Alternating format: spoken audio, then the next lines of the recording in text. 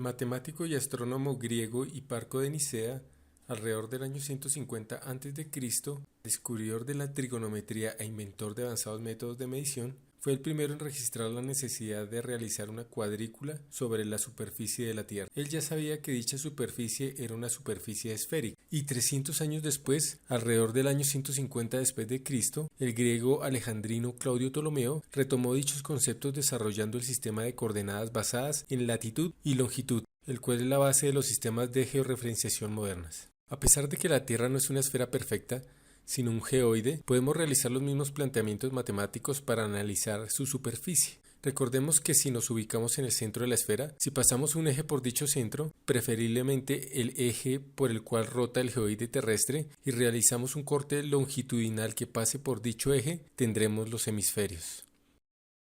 Si realizamos cortes que se deslicen por dicho eje y mantenemos equidistantes los ángulos de corte, tendremos los meridianos. Son semicírculos con extremos situados en el polo norte y en el polo sur. Al ser cortes longitudinales, a su medida la llamamos longitud.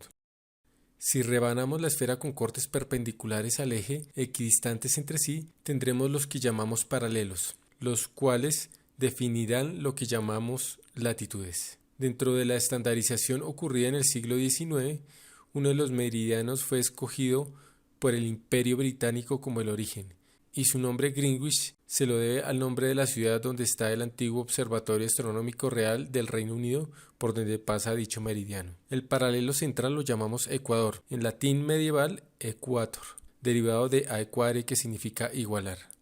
Cualquier desplazamiento sobre el geoide realmente es un recorrido angular por el desplazamiento longitudinal y latitudinal, o una línea compuesta entre ambos desplazamientos angulares. La ubicación de cualquier punto sobre la Tierra la podemos dar como la intersección entre un paralelo o su latitud y un meridiano o su longitud. Las latitudes tendrán la medida angular respecto al ecuador más el sufijo n mayúscula de norte, y los meridianos tendrán la medida angular respecto a Greenwich más el sufijo e mayúscula de este.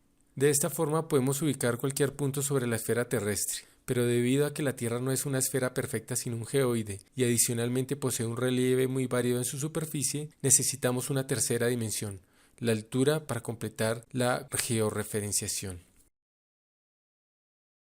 Proyecciones cartográficas. Las proyecciones cartográficas lo que pretenden hacer es representar la superficie del globo terráqueo o de este geoide, de esta esfera terrestre, en el plano. Y básicamente porque los mapas pues son una superficie plana. Entonces tenemos la complicación de poder representar cada uno de los puntos de esa superficie terrestre en dicho mapa.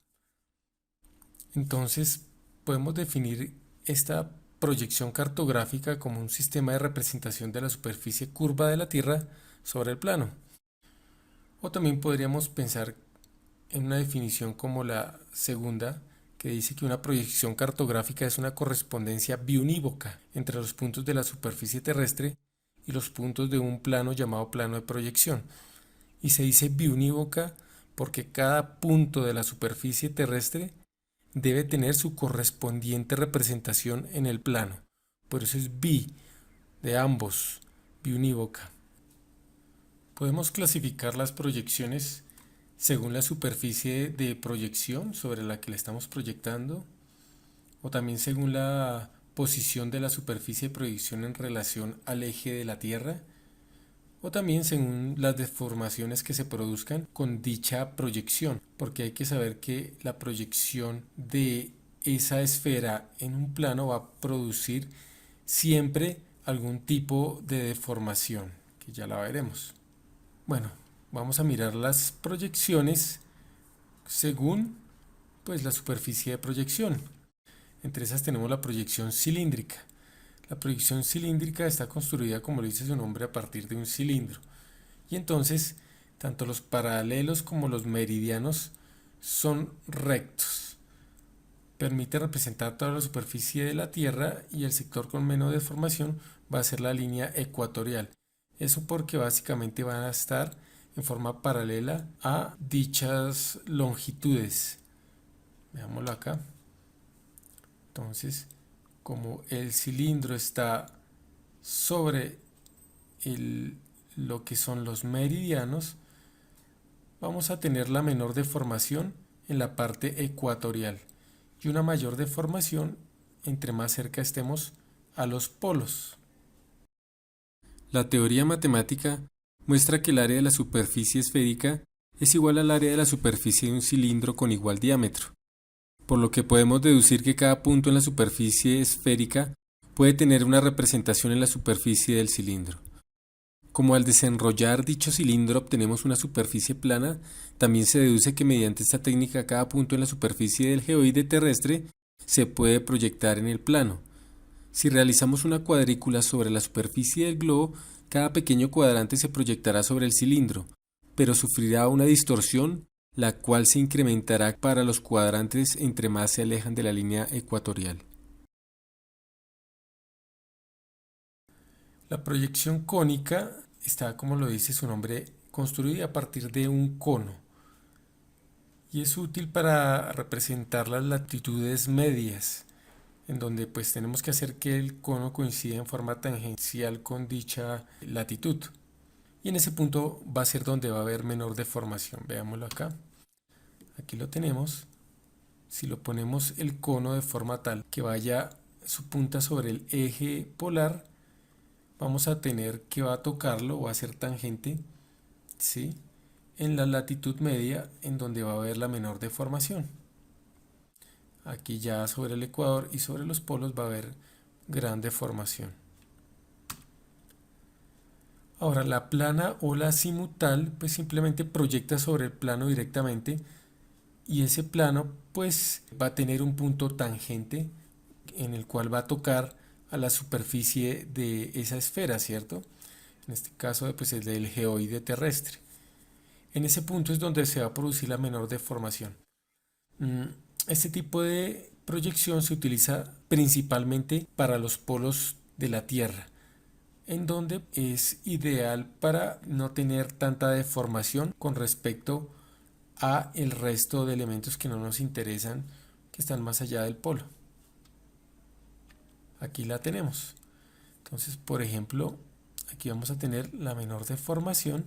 Supongamos que estamos acá en el polo norte y el resto de elementos pues que van a ser la mitad de la esfera del hemisferio norte, en este caso, pues van a tener una mayor deformación entre más se aproximen a la línea ecuatorial. Bueno, también tenemos las proyecciones según el eje, las podemos clasificar según el eje con respecto al eje de la Tierra. Entonces vamos a tener las mismas, la proyección cónica, la azimutal y la cilíndrica, pero ya en este caso de forma normal, si están sobre el eje polar, en forma oblicua si están sobre una zona media, una latitud media, están en forma tangencial, una latitud media, o transversal si están completamente sobre el eje ecuatorial. Esas serían las clasificaciones según el eje. Ahora, también las podemos tener según la deformación que se produzca cuando apliquemos dicha proyección. Entonces las tenemos conformes, equivalentes o equiáreas y equidistantes. La conforme, como lo dice su nombre, nos da la forma correcta de los elementos sobre esa superficie del geoide. En este caso, por ejemplo, los continentes van a tener la forma correcta. Por lo tanto, los ángulos y las inclinaciones van a ser correctas. Lo que sí va a distorsionar son las superficies, el tamaño de las superficies. Un ejemplo de esto es la cilíndrica de Mercator, pues que es creada con el fin de facilitar la navegación, por lo tanto la direccionalidad, los rumbos, los ángulos, que en este caso coinciden con que sea conforme las superficies tengan la forma correcta, pues es ideal para poder navegar tanto marítimamente como en forma aérea. Aquí tenemos el ejemplo. Podemos observar cómo los continentes mantienen su forma correcta y todas las ángulos y rumbos para la navegación van a ser los correctos. Lo que sí no se mantienen son los tamaños de los continentes. Observen que África se ve muy pequeño respecto a Groenlandia. Groenlandia aquí se ve grande, África muy similar, lo que es una aberración. Aquí tenemos otro tipo que es el equivalente. La proyección equivalente, como lo dice su nombre, mantiene los tamaños y las distancias correctas, pero la forma se va a ver distorsionada. Un ejemplo de esta proyección es la proyección cilíndrica de Lambert. Aquí la tenemos. Los tamaños de los continentes aquí sí son los correctos, pero la direccionalidad ya es incorrecta, o sea, no nos sirve para navegar. En este caso, las áreas podemos observar que son muy diferentes a la anterior. Aquí vemos a África muy grande respecto a Groenlandia. De hecho, vemos que África incluso es más grande que Sudamérica. Vemos que Europa es muy pequeña respecto a Sudamérica y a África. Vemos a la parte norte, donde está Canadá, que realmente se ve mucho más pequeña, al igual que Europa, que la anterior, ¿no? Donde se veían mucho más grandes. Pero los tamaños reales nos muestran que son continentes. El europeo, por ejemplo, es un continente muy pequeño respecto al africano. Por último, tenemos la proyección equidistante, la cual es una proyección azimutal, o sea, una proyección plana, que pues va a mantener las distancias respecto al centro del mapa. El centro del mapa es donde dicho plano azimutal está tocando en forma tangencial a la esfera. Entonces, desde ese punto todas las distancias van a ser las mismas que las reales. Este tipo de proyección distorsiona las áreas, o sea, no es conforme, y también distorsiona los ángulos. Aquí podemos observar cómo desde este punto todas las distancias, si las midiéramos en la esfera real, estas distancias serían correctas. Una de las proyecciones más famosas y más utilizadas en la historia ha sido la proyección de Mercator, la cual es una proyección cilíndrica tangente al ecuador. Él la ideó más o menos allá en 1569 para elaborar las cartas náuticas que le sirvieran para hacer una navegación eficiente a los marineros. Pero pues llegó a ser utilizada principalmente ya en el siglo XVIII con mucha frecuencia. Y es que este tipo de proyección mantiene los ángulos, como es una proyección conforme, los ángulos en forma correcta. Entonces los rumbos por los que van trazando su ruta los navegantes van a corresponder con lo que la carta marítima les está dando. Por ejemplo, las líneas que son de igual ángulo o el trayecto que se hace con igual ángulo, que es el trayecto loxodrómico, con estas líneas rectas ininterrumpidas se puede apreciar perfectamente en este tipo de cartas de navegación y permiten que no se pierda el rumbo que lleva el navegante. Esto ha hecho que sea muy o haya sido muy usada, sin importar que sea o que hayan otros tipos de proyecciones más precisas en otros aspectos. Aquí podemos observar que si yo en esta proyección cilíndrica de Mercator voy avanzando con un ángulo determinado con respecto a todos los meridianos, el mismo ángulo para todos los meridianos, aquí en el mapa aparece una línea recta, pero en realidad en la esfera voy haciendo este trayecto. En este trayecto, por ejemplo, arranqué desde esta longitud, desde este paralelo, y en este meridiano. Y arranco y voy pasando en línea recta según el mapa, pero pues aquí finalmente estoy dando un ángulo o un giro de 180 grados desde llegar desde la parte ecuatorial hasta el polo haciendo esta espiral, pero para el mapa estoy haciendo esta línea recta. y para el navegante no hay ningún problema, él va llegando a los sitios correctos que le va diciendo el mapa, porque pues no hay ningún tipo de distorsión en la forma. En la modernidad se está utilizando el mismo sistema de proyección Mercator cilíndrico, el mismo sistema conforme que mantiene la forma, pero en forma transversa. Eso quiere decir que va a ser transversal, como lo habíamos visto antes dentro de las clasificaciones, según la inclinación con el eje terrestre. En este caso, está orientado o paralelo o tangente al plano ecuatorial. Esto nos permite realizar un nuevo sistema llamado el Universal Transverso de Mercator, que ha sido utilizado para la realización moderna de los mapas y la localización plana de los distintos puntos en forma geográfica. Eso ya lo vamos a ver más adelante. En este pues la distorsión se minimiza en el meridiano y esa distorsión pues minimizada se mantiene dentro de más o menos un rango de 15 grados máximo, ¿no? Lo normal es que sean 6 grados y eso es lo que vamos a llamar nosotros un uso. Ese punto o ese meridiano que es tangente al cilindro, en el que hay la menor distorsión, 3 grados hacia la izquierda y 3 grados hacia la derecha, sería lo que nosotros vamos a llamar un uso.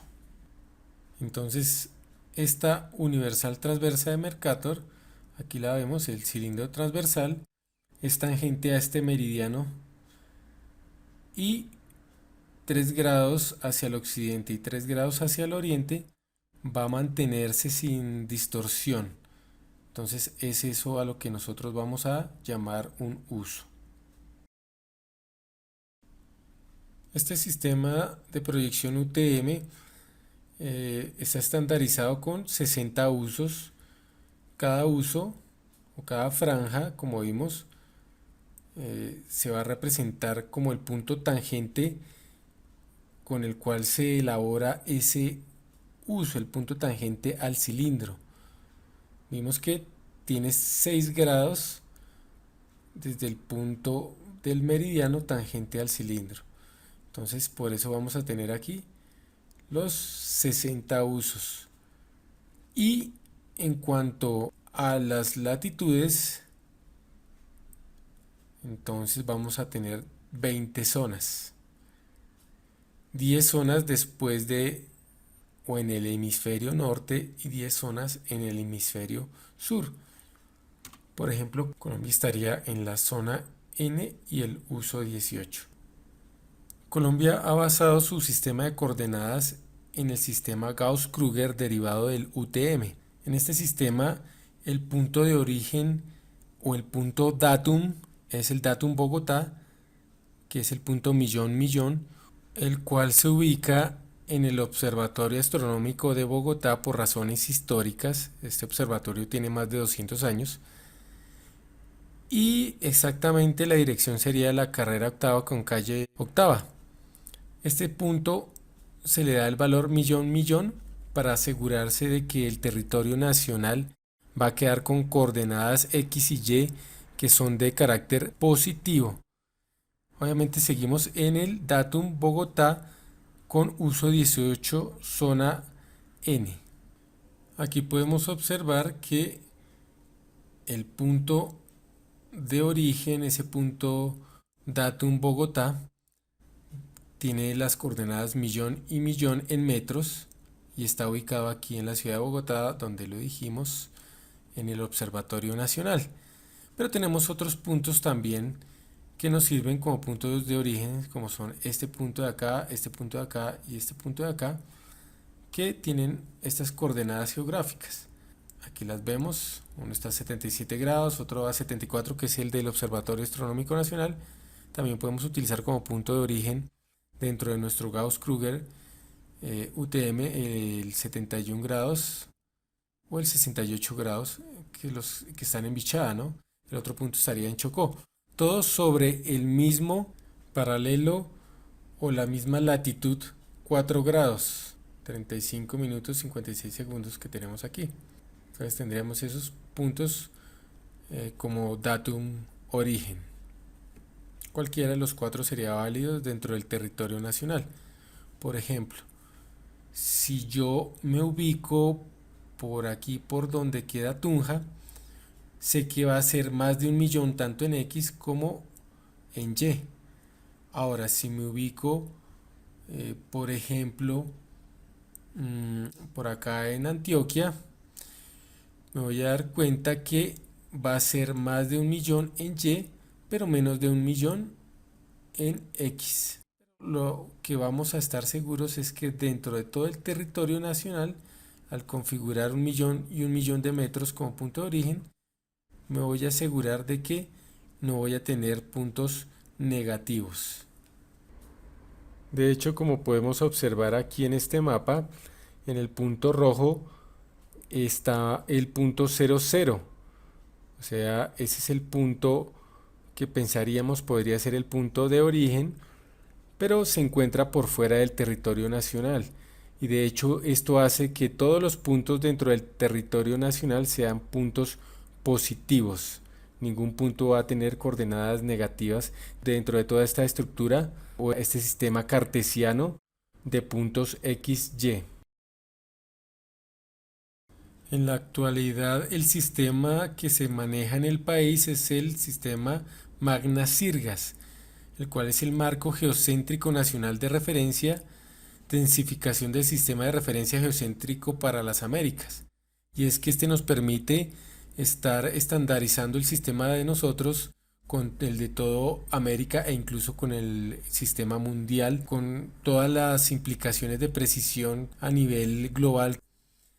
Este sistema está basado pues en la precisión que dan los sistemas de referencia GPS, tanto en tierra como en satélites, para lo que es la referenciación de latitud y longitud. Y adicionalmente ingresa un tercer dato, una tercera dimensión, que sería la altura, que también está dada bajo este sistema con alta precisión.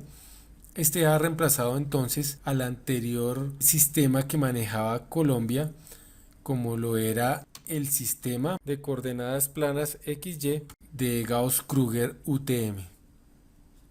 El Gauss-Krüger estuvo vigente desde el año 1941 para elaborar todos los mapas en Colombia, pero a partir del 2004 todo se está recopilando, toda la información se está haciendo a través del sistema Magna-Sirgas con todas las coordenadas de longitud, latitud y altura.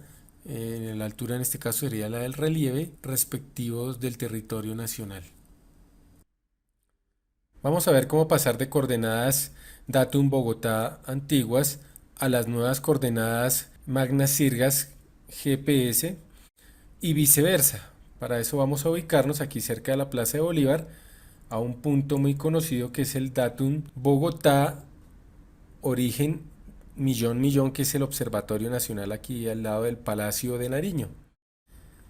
Este punto vamos a tomarle las coordenadas al observatorio astronómico. Aquí tenemos las coordenadas, vamos a copiarlas. Vamos a hacer la conversión de las coordenadas Magna-Sirgas que tenemos al Datum Bogotá antiguo o coordenadas planas Gauss-Krüger que se manejaban antes del 2004. Aquí tenemos entonces la latitud y la longitud, la vamos a dar en grados.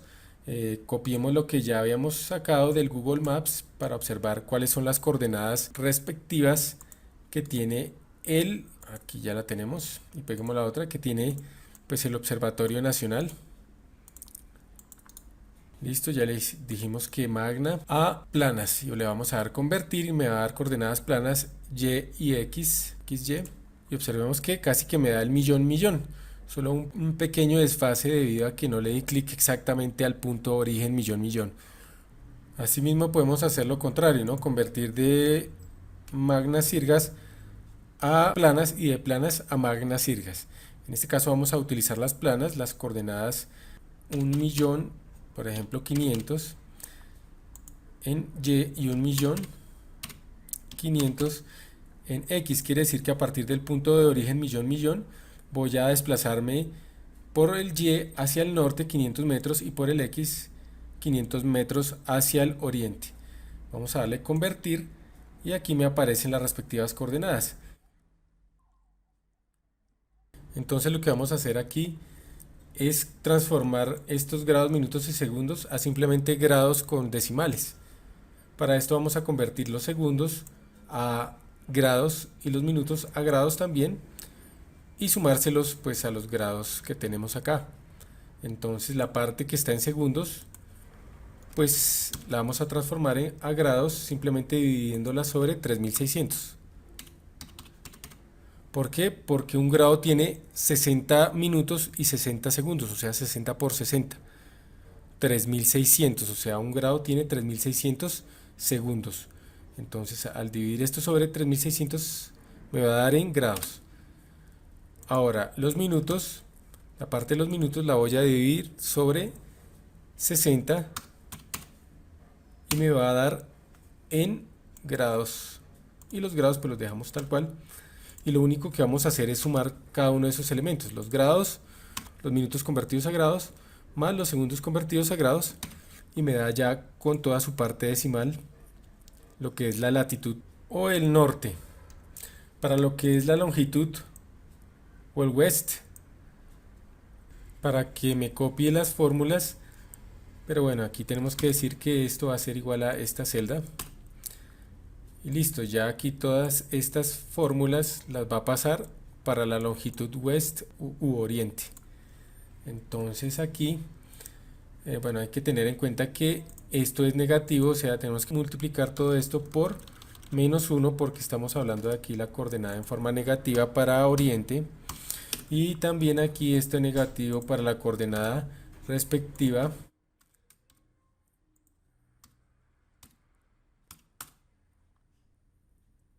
y ahora vamos a traspasar esto acá y observemos que me da ya en grados decimal. Aquí este ya me copió, que es lo mismo de esta celda sobre 3600, o sea, en grados lo paso a grados. Para pasarlo de segundo a grados lo divido sobre 3600, igual que hice antes. Aquí divido este sobre 60 porque son 60 minutos en un grado, y este pues tal cual como está aquí arriba, simplemente copia lo que hay acá. Y al sumarlos me va a dar menos 74,073, ya la longitud en decimales. Si buscamos el punto en el Google Maps, vamos a encontrarlo aquí, que está en la plazoleta de la Universidad del Rosario, que corresponde a las coordenadas que tenemos aquí con las coordenadas que tenemos acá. Bueno, ahí le dije buscarlas en el Google Maps, y si las observamos vamos a darnos cuenta que en efecto está más o menos hacia el norte unos 500 metros y hacia el oriente otros 500 metros, porque el punto original donde estábamos era aquí en el Observatorio Astronómico Nacional, y ahora pues estamos viendo que nos desplazamos aquí a la plazoleta del Rosario, 500 metros hacia el oriente y 500 metros hacia el norte.